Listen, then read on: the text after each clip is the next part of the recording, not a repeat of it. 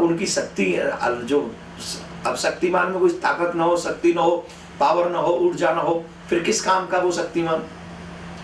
तो जो कृष्ण की शक्ति है वो राधा है, और अलादनी शक्ति है। दूसरे रूप में हम ये कह सकते हैं कि राधा कृष्ण स्वरूपाम्बई कृष्णम राधा स्वरूपिणम कलात्मानम निकुंजस्तम गुरु रूपम सदा भजे।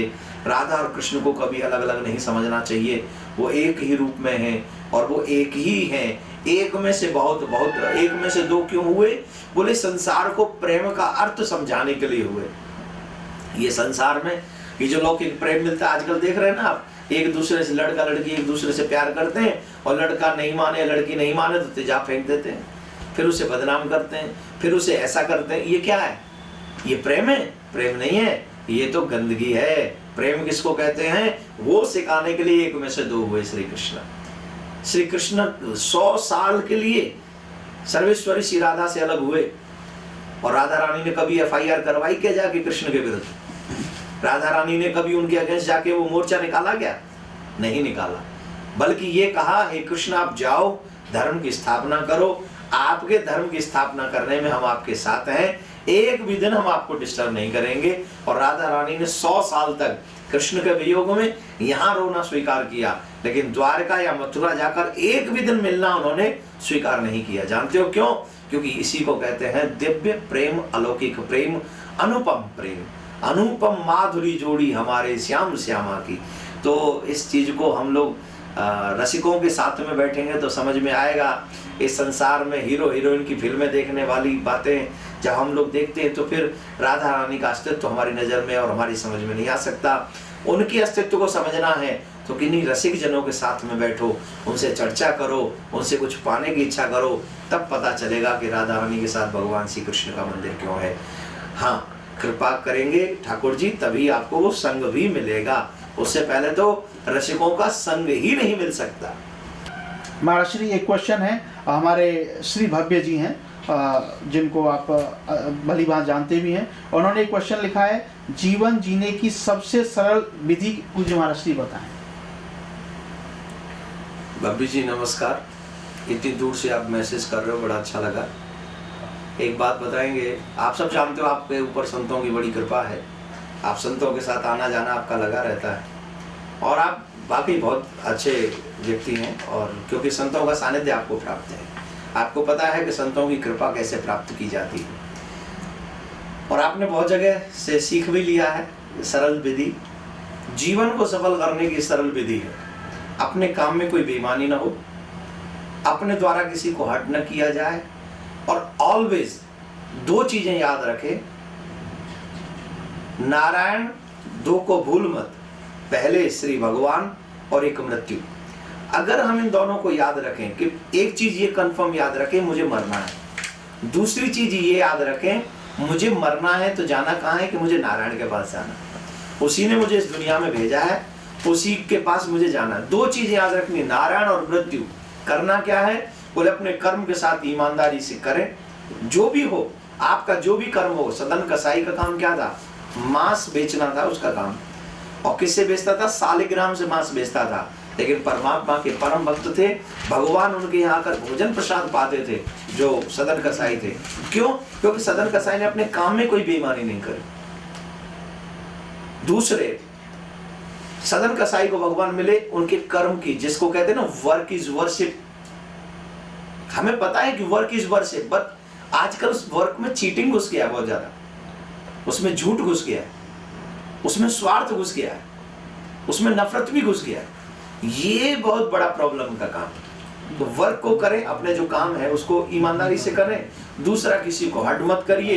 ये 2 चीजें मानव जीवन में महत्वपूर्ण हो, और 2 चीजों को याद रखें, मृत्यु और भगवान का भजन। ये कर लीजिए, लोक परलोक दोनों ही सुधर जाएगा। आई होप कि आपको समझ में मेरी बात कम में ही ज्यादा में आ गई होगी। राधे राधे। महाराज श्री, ये हैं दुर्गेश ना राजनंदगाम से, छत्तीसगढ़ से। आपने जानना चाहा कि विद्यार्थी जीवन की सफलता के लिए कुछ बताइए, और विद्यार्थी अपनी बुद्धि को एकाग्रित करने का उपाय कैसे वो विद्या में आगे बढ़ें। देखिए, आजकल जो एजुकेशन सिस्टम है वो बड़ा विचित्र सा हो गया है। विचित्र सा ये हो गया है कि आज विद्यार्थी जीवन में माइंड हम लोग कंसंट्रेशन इसलिए नहीं कर पाते हैं क्योंकि वहां पर आज किसी भी स्कूल कॉलेज में चले जाइए, एक्टिविटी के नाम पे डिस्को डांस करवाते हैं लोगों से, एक्टिविटी के नाम पे उल्टी सीधे काम करवाते हैं बच्चों से। आप वहां विद्या मंदिर जिसको हम लोग कहते हैं, क्या है वो? विद्या का मंदिर है। विद्या का मंदिर किसको कहते हैं? जहां सरस्वती वास करती है। और जहां सरस्वती वास करती है उस सरस्वती वास में ही अनमैरिड लड़के लड़कियां या कोई भी टीचर या प्रोफेसर या कोई भी, अगर हम उस विद्या के मंदिर को पवित्र करने की कोशिश करेंगे तो हमारी बुद्धि का, हम लोग 8-9 साल के बच्चे, 10 साल के बच्चे गर्लफ्रेंड बॉयफ्रेंड की बात करते हैं, कंसंट्रेशन कैसे होगा? कैसे बढ़ सकता है कंसंट्रेशन, बताइए। आप अगर पढ़ना चाहते हैं तो हमारे ऋषि मुनियों ने लिखा है 5 लक्षण है विद्यार्थी के। वो 5 लक्षण मैं आपको बता रहा हूं, आप सावधानी से सुनिए, क्योंकि अभी बहुत अच्छा क्वेश्चन आपने कर दिया, क्योंकि अभी मार्च में या फरवरी में एग्जाम आने वाले हैं आप सबके। ये पॉइंट नोट कर लीजिए, 5 चीजें आप में हैं तो आप सबसे अच्छे विद्यार्थी हैं। काग चेष्टा वपो ध्यानम स्वान निद्रा तथैव च अल्पाहारी गृह त्यागी विद्यार्थी पंचलक्षणम। काग चेष्टा, जैसे कौवा अपना ध्यान रखता है भोजन पे, वैसे ही आपको ध्यान रखना चाहिए हमेशा अपनी विद्या पे। वको ध्यानम, बगुले जैसा ध्यान, नजरें चाहे ऊपर हैं लेकिन ध्यान कहाँ है? नीचे पानी में। कब मछली आएगी कब पता चल जाएगा, ध्यान नीचे है। वैसे ही विद्यार्थी चाहे कभी कभी इधर उधर घूमने चला भी जाए, मम्मी पापा के साथ किसी शादी में चला जाए, कहीं भी चला जाए, लेकिन ध्यान कहाँ होना चाहिए? एजुकेशन पे। स्वान निद्रा, कम सोना चाहिए और हल्की नींद रहनी चाहिए। कैसी नींद रहेगी हल्की? बोले हल्के से कोई बगल से निकल जाए तो तुरंत उसकी आंख खुल जाए, ऐसी हल्की नींद उसकी रहे। तीसरा गुण, आजकल के बच्चों को कह दीजिए उठाना पड़ता है जबरदस्ती, टांग पकड़ पकड़ के उठ जा, फिर भी नहीं उठता है वो। और क्यों, कैसे उठेगा? इतना पिज्जा खा के जब सोएगा तो नींद खुलेगी, पराठे खा के सोएगा तो नींद खुलेगी। अल्प आहारी, चौथा गुण है क्या? वो स्वान निद्रा कैसे आएगी, हल्की नींद कैसे आएगी? बोले जब कम भोजन करेगा, हल्का भोजन करेगा, तला हुआ भोजन, हैवी भोजन न करे, हल्का भोजन करे। हल्का भोजन करेगा तो हल्की नींद आएगी, और जब हल्की नींद आएगी तो पढ़ाई में ज्यादा मन लगेगा, आलस्य नहीं होगा। आलस्य विगत शरीर जो होते हैं वो एजुकेशन सिस्टम में बहुत आगे बढ़ जाते हैं। और जो जीव आलसी होते हैं वो कुछ भी नहीं कर सकते, वो तो अपने माँ बाप का दिया हुआ खा ही सकते हैं, बर्बाद कर सकते हैं। तो अल्पाहारी, पहली बात भोजन कम करो। और अल्पाहारी गृह त्यागी, पहले विद्यार्थी घर से बाहर जाके पढ़ते, आजकल जिसको हॉस्टल कहते हैं, वो हॉस्टल में तो वो सिस्टम नहीं होते। गुरुकुलम में जाके जब बच्चे रहते थे तो उन्हें गुरु प्रिपेयर करते थे कि आपको कैसे प्रिपेयर होना है, आपको सुबह कितने बजे, टाइमिंग सेट कौन करते थे? गुरुजी।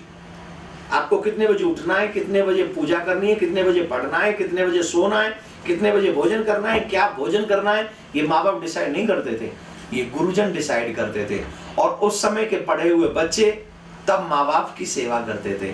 आजकल तो जहाँ जा रहे हैं आपको पता ही है, जिसको मैं आजकल कल्चर टेररिज्म कह रहा हूँ। कल्चर टेररिज्म का मतलब है हम अपनी परंपराओं का नाश अपने हाथों से कर रहे हैं। आज हमारे माँ बाप दुखी हैं, आज हमारा धर्म दुखी है, आज हमारा सिस्टम दुखी है, आज इतना बड़ा करप्शन है। लोग झंडे लेके हम लोग करते हैं, झंडे ले लेके हम लोग जाते हैं कि एंटी करप्शन हम लोग मुहिम चला रहे हैं, लेकिन जो झंडे लेके जाते हैं वही करप्शन कर रहे होते हैं। तो ये जो सारी चीजें हैं, देखिए ना, आप छोड़िए इन सब बातों को, हम नहीं करेंगे यहाँ पे, क्योंकि यहाँ बहुत कम समय है और हम कम समय में आपको ज्यादा बताना चाहते हैं। तो यही सारी चीजें हैं, ये 5 लक्षण मैंने आपको बताए हैं। कौवे जैसा काग चेष्टा, उसकी जैसी चेष्टा रहे, बगुले जैसा ध्यान रहे, श्वान जैसी निद्रा रहे, भोजन हल्का रहे, ग्रह से थोड़ा डिस्टेंस हो। अगर ये 5 चीजें आप कर सकें, उसके अलावा एक छठी चीज मैं अपनी तरफ से बता रहा हूँ, फ्रेंडों से जितना दूर रहोगे आप, बुरे संगत से जितना दूर रहोगे आप, फ्रेंड मीन्स आपके वो टीचर भी आजकल फ्रेंड बनने लग गए आपके, उनसे जितना डिस्टेंस मेंटेन करके काम की चीज पे ध्यान दो, बस अपना फोकस पूरा स्टडी पे लगा दो। उसके अलावा इधर उधर की बातें न करके अपनी पढ़ाई पे ध्यान दीजिए। अगली बार जब आपके मार्क्स आए तो हमसे मिलना, आपके मार्क्स अच्छे आएंगे, ये मेरा विश्वास है। महाराज जी, एक मुद्दा आपने उठाया है, पिछले 2-3 कथाओं से जिस तरीके से देखने को मिल रहा है, और ये मुद्दा आपने यूएस से प्रारंभ किया, कल्चर टेररिज्म। जो कल्चर टेररिज्म के बारे में लोग जानते नहीं हैं, लोग समझते नहीं हैं और कभी सुना नहीं, और वो एक मुद्दा आप पूरी लोगों को दे रहे हैं, बता रहे हैं कि कल्चर टेररिज्म से हमें कितना बड़ा नुकसान हो सकता है। तो मैं एक सीधा मेरा सवाल है लोगों के लिए, और लोगों के हिसाब से भी कुछ लोगों के मन में भी होंगे ये क्वेश्चन, कि कल्चर टेररिज्म किस तरीके से आप उसको मानते हैं और ये कल्चर टेररिज्म किस तरीके का है? देखिए, सबसे पहले कल्चर को तो आप सब जानते हैं। कल्चर किसको कहते हैं? ये जो बाहर के आतंकवादी आते हैं ना, हाथ में बंदूक लेके, रिवॉल्वर लेके, बम लेके, वो किसको मारते हैं? वो मानव को मारते हैं। कितने लिमिटेड मानवों को मारते हैं, 10, 20, 5 को मार सकते हैं। लेकिन ये जो एजुकेशन सेक्टर में जो कल्चर टेररिज्म घुसा है, या आज जो समाज में कल्चर टेररिज्म घुसा है, ये मानव को नहीं मारता है, ये मानवता को मारता है। ये पीढ़ी दर पीढ़ी हमें एक तरीके से हम ये कह रहे हैं, ये हमें अपंग बना रही है। और ये ऐसी अपंगता है, आप देखिए साहब क्या सिस्टम है।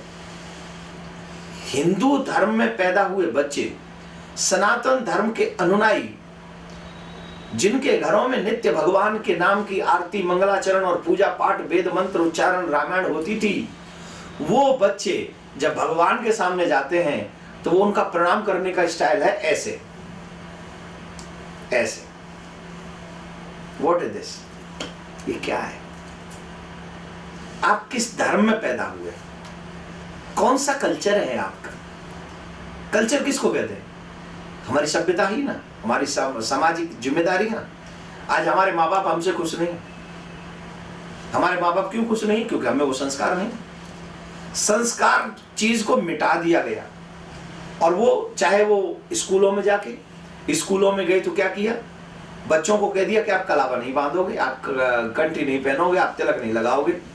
जबकि मेरा संविधान ये कहता है कि आप अपने धर्म का पालन हर जगह कर सकते हो। लेकिन ये जो कुछ चला रहे हैं स्कूलों को, एजुकेशन छोटी छोटी जगह पे, जहां बच्चे अभी ये भी नहीं जानते राम किसको कहते हैं, वहां पर कह देते हैं आप कलावा नहीं बांधो।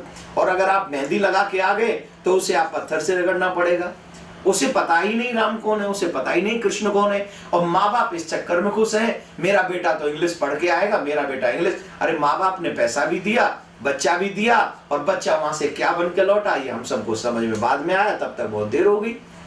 उस बच्चे की जिंदगी के साथ खिलवाड़ नहीं है, आने वाली हर एक पीढ़ी के साथ ये बहुत बड़ा मजाक, बहुत बड़ा खिलवाड़ है।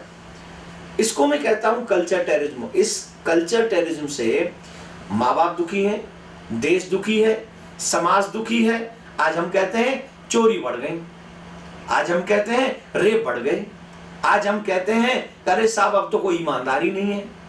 क्यों नहीं है? उसके पीछे रीजन क्या है, ये जानने की कभी कोशिश की हमने? उसके पीछे है हम लोगों का मॉरल मर गया है, जिसको हम लोग कहते हैं हमारा जमीर मर गया है। जमीर कैसे मर गया? क्योंकि हम लोग रामायण से दूर हो गए, हम लोग गीता से दूर हो गए, हम अपने माँ बाप के वचनों से दूर हो गए, हम अपने नानी नाना के आशीर्वाद से, दादी दादा के आशीर्वाद से दूर हो गए। हमें पता ही नहीं है हाउ टू लिव लाइफ। ये हमारी बिगेस्ट प्रॉब्लम है। तो हमें जब यही ना पता हो, गीता पढ़ी ना हो, रामायण सुनी ना हो, भागवत का ध्यान न किया हो, तो फिर हम लोग जिंदगी जिएंगे कैसे? हम में और पशुओं में कोई फर्क थोड़ी है। पशु भी पेट के लिए काम कर रहा है, हम भी पेट के लिए काम कर रहे हैं। यह है कल्चर टेररिज्म। माँ बाप अपने बच्चों को मार रहे हैं कल्चर टेररिज्म के थ्रू। मार रहे, सिर्फ गोली से मारने को मारना नहीं कहते। माँ बाप उन्हें बताते ही नहीं है। वो माँ बाप को लगता है पैसा स्पेंड कर दो, दादी दादा को लगता है चलो इसको घुमा लाओ, टीचरों को लगता है ट्यूशन से मतलब है, फीस से मतलब है, हमें बच्चों से क्या मतलब है। और जो चला रहे हैं उन्होंने तो नाश पीटी रहे। आज श्रवण कुमार को आप इतने युग बीतने के बाद भी श्रवण कुमार याद क्यों है? आज राम याद क्यों है? कौन से Ram ji English medium school में गए थे? श्रवण कुमार कौन से इंग्लिश मीडियम स्कूल में गया था? अब आप कहेंगे तब के टाइम में और अब के टाइम में कोई अंतर नहीं है, सिर्फ थॉट में अंतर है। आज भी ऐसे लोग जो अपने गुरुजनों की बात मानते हैं, जो अपने माँ बाप की बात मानते हैं, जो अपने देश की बात, जिनमें जमीर जिंदा है, वो आज भी स्मरणीय है, वंदनीय है। और ये जिम्मेदारी है हम सबकी अपने बच्चों को पैसे कमाने की मशीन नहीं बनाना है, अपने बच्चों को एक भारत का स्वच्छ और पवित्र नागरिक बनाना है। जब आप अच्छा नागरिक भारत के एक अपना बच्चा बना देंगे, कम से कम इतना तो बने कि जब आप जाओ और आपका और हमारा कोई भी अंतिम संस्कार करे तो वो बच्चा सनातनी हो, सनातन धर्म को मानने वाला हो, अनुयायी हो, और उसके हमारे जाने से उसके दिल में वाकई सच्चा दर्द हो, दिखावे का दर्द ना हो। आने वाले समय में लोग हमारा श्राद्ध करेंगे भी या नहीं, ये हम गारंटी नहीं दे सकते, क्योंकि हमारे बच्चे संस्कार भूल गए हैं। उन्हें तो हमारे धर्म के विषय में ज्यादा नॉलेज ही नहीं है। ये है कल्चर टेररिज्म। पैसे की दौड़ में हम अपनी पूरी पवित्रता, स्वतंत्रता और सभ्यता को भूलते जा रहे हैं। ये है कल्चर टेररिज्म। एक और बात बता दूं मैं, अपने लिए जीना बहुत आसान है और दूसरों के लिए जीना बहुत कठिन है। मैं अपने लिए जीऊं, अपने मान सम्मान, झूठा सम्मान बढ़ाने के लिए जीऊं, ये बहुत आसान है। लेकिन मैं सबके परिवारों के बच्चों की थोड़ी सी चिंता करूं और आने वाले फ्यूचर की थोड़ी चिंता करूं, तो ये बहुत कठिन काम है, ये आसान काम नहीं है। यहाँ बैठ के दूसरों पे कटाक्ष करना, उल्टा सीधा बोलना बहुत आसान है, लेकिन यहीं बैठ के दूसरों को सही दिशा दिखाना, उनके मुताबिक उनको गलत रास्ते से बचा के सही दिशा में ले जाना बहुत आसान है। मैं आप सब गृहस्थियों से एक बात पूछना चाहूँगा, आपकी दौलत क्या है? आपकी दौलत घर, मकान, पैसा, गोल्ड है, या आपकी दौलत आपके बच्चे हैं? आपका निश्चित तौर पे एक जवाब होगा, हमारी दौलत हमारे बच्चे हैं। तो जब आपकी दौलत आपके बच्चे हैं तो आपको उनकी परवाह करनी पड़ेगी। आप अपने गोल्ड को बैंक में रखते हो, अभी नोट पे कैसी मारामारी चल रही है आपको पता ही है, फिर भी लोग कह रहे इट्स ओके। लेकिन बेटे का जहां बात आ जाएगी तो फिर हम नहीं कहेंगे इट्स ओके, बेटी की बात आ जाएगी हम नहीं कहेंगे इट्स ओके, फिर हम खड़े हो जाएंगे। क्यों? क्योंकि उन सबसे ज्यादा कीमती मेरे पास दौलत अगर कोई है तो मेरे बेटे बेटी हैं। पूज्य महाराज श्री का स्वप्न, विश्व में शांति और घर घर में भगवान के नाम का वास, इस संकल्प को एक महाअभियान बनाने का बीड़ा उठाया है श्रद्धेय शांति दूत श्री देवकी नंदन ठाकुर जी ने। भौतिकता के दौर में भटक रही युवा पीढ़ी को भी अपने महाअभियान से जोड़कर उनको भी भगवत भक्ति के रस से सराबोर करने का दृढ़ निश्चय किया है महाराज श्री ने। साथ ही विश्व शांति सेवा चैरिटेबल ट्रस्ट महाराज श्री के अध्यक्षता में अंतर्राष्ट्रीय स्तर पर भगवत भक्ति के प्रचार के साथ मानवता की सेवा के लिए भी प्रतिबद्ध है। जरूरतमंदों की सहायता और विषम परिस्थिति में महाराज श्री ने सदैव सबके लिए अपना हाथ बढ़ाया है। आप भी श्रद्धेय शांति दूत श्री देवकी नंदन ठाकुर जी के महाअभियान में अपना पुनीत सहयोग प्रदान कर सकते हैं। फाउंडर मेंबर 5,51,000 रुपए, समिति मेंबर 2,51,000 रुपए, कार्यकारिणी मेंबर 1,21,000 रुपए, सहकार्यकारिणी मेंबर 51,000 रुपए, आजीवन सदस्य 1,100 रुपए। आप अपना सहयोग विश्व शांति सेवा चैरिटेबल ट्रस्ट के भारतीय स्टेट बैंक मथुरा शाखा के खाता संख्या 3088094445 में जमा करा सकते हैं। मासिक पत्रिका शांति संदेश एवं महाराज श्री द्वारा गाए हुए सुंदर सुंदर भजनों की सीडी व श्रीमद् भागवत कथा एवं श्री राम कथा के डीवीडी सेट प्राप्त करने के लिए संपर्क करें। ज्योति music company, Shanti Seva Dham, Jhatikara, Vrindavan road, Vrindavan, Mathura, Uttar Pradesh. Phone number 0735111221, 0735111331।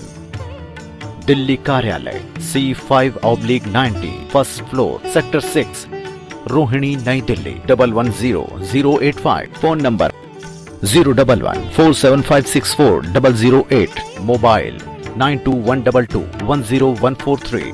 Website www.vssct.com, www.shantisevadham.in।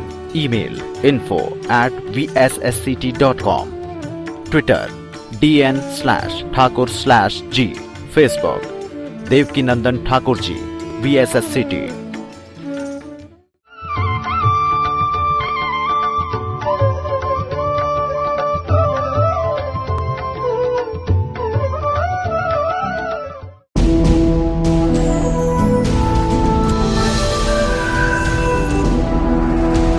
ज्योति म्यूजिक कंपनी।